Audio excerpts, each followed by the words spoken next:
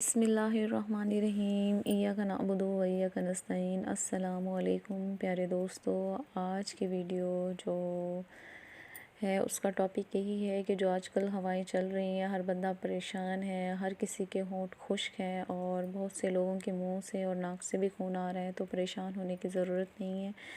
आइए चलते हैं वीडियो की तरफ। वीडियो की तरफ जाने से पहले आपसे एक छोटी सी गुजारिश है, काइंडली मेरा चैनल सब्सक्राइब कर दें।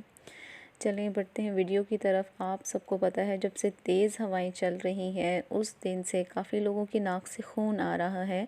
घबराने की कोई बात नहीं है। इस वक्त मुल्की फ़िज़ा में नमी का तनासुब ख़तरनाक हद तक कम है, जिसकी वजह से होंठ फटने, नाक और गले में खून आने और सांस रुकने की शिकायत जो है आम है।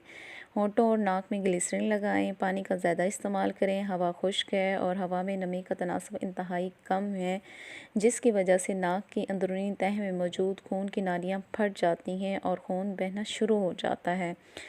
तो अपने नाक को पानी से तर रखें और बावज़ू रहें और मास्क का लाजमी इस्तेमाल करें। होप्स हो कि आपको वीडियो पसंद आई होगी। काइंडली लाइक कीजिएगा, कमेंट कीजिएगा और सब्सक्राइब करना ना भूलिएगा। अल्लाह निगहबान, अपना ख्याल रखिएगा।